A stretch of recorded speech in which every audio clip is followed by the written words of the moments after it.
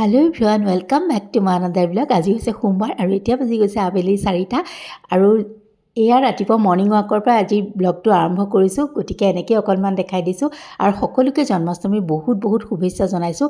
ৰাতিপুৱাৰ পৰিৱেশটো দেখিছেনে কিমান ধুনীয়া।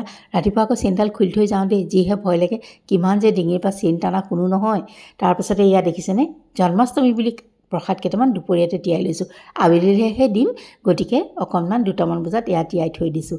তাৰপাছতে ব'লক জন্মাষ্টমী বুলি কি কৰিছোঁ দুপৰীয়াতে সেয়া দেখাই দিছোঁ। পায়সৰ চাউলখিনিও তিয়াই থৈছোঁ, তেহে পটককৈ হ'ব আৰু ভাবিছোঁ ভিডিঅ'টো আপলোড কৰি বাকীখিনি কৰিমগৈ। এয়া ফল মূলখিনিও ধুনীয়াকৈ উলিয়াই ধুই ধাই থৈ দিছোঁ আৰু বাৰীৰ পৰা অকণমান ফুলো ছিঙি আনিছোঁগৈ। আজি ফুল কিনি অনা নাই, এনেকৈয়ে দিছোঁ। বাৰীত বহুত ফুল আছিলে, গতিকে এনেকৈ অকণমান নয়নতৰাকৈ ছিঙি আনি থৈ দিছোঁ আৰু তেতিয়াহে আবেলিলৈ পটাপট কৰিব পাৰিম, ঢেৰো কাম আছে। আৰু তাৰপাছত আহিয়ে কি এয়া দেখিছেনে অকণমান চুজি চচপেনটোতে ধুনীয়াকৈ ভাজি লৈছোঁ, শুকানে ভাজিছোঁ। তাৰপাছতে পটাপট বনাম কিবা এটা, ব'লক দেখাই দিওঁ। আৰু এইটো বাটাৰ ব্যৱহাৰ কৰাই নাই, গতিকে ভগৱানৰ নামতে অকণ ব্যৱহাৰ কৰিম, উলিয়াই আনিছোঁ। আৰু এইখিনি কাঢ়ি থৈ দিছোঁ ভজা চুজিখিনি। তাৰপাছত অলপ আধা কাপ ৰিফাইন লৈছোঁ, তাতে অলপ বাটাৰ দিছোঁ আৰু এয়া দেখিছে নহয়। তাৰপাছত চুজিখিনি দি দিছোঁ আৰু ধুনীয়াকৈ লৰাই বগৰাই অলপ চেনি দি দিছোঁ।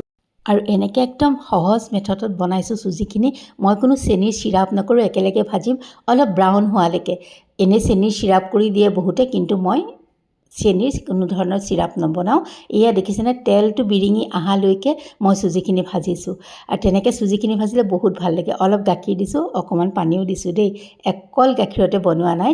আৰু যিমান চুজি তাতকৈ তাৰ দুগুণ পানী দিছোঁ আৰু এয়া তাৰপিছত ধুনীয়াকৈ লৰাই ভাজি আছোঁ, আকৌ যাতে চুজিখিনি ধুনীয়াকৈ গোটা বান্ধি যায়। তাৰপিছত ট্ৰে এখনত অকণমান ঘিউ সানি লৈছোঁ আৰু তাতে সেইখিনি মই মেলি দিছোঁ আৰু অকণমান এয়া কৰি পেলাই টেপি ধুনীয়াকৈ এয়া থৈ গৈছোঁ। তাৰপিছত অকণ ড্ৰাই ফ্ৰুটছ দিছোঁ আৰু এনেকৈ কাটিও খাব পাৰি, নহ'লে বৰফিত আকাৰত কাটি ল'বও পাৰি।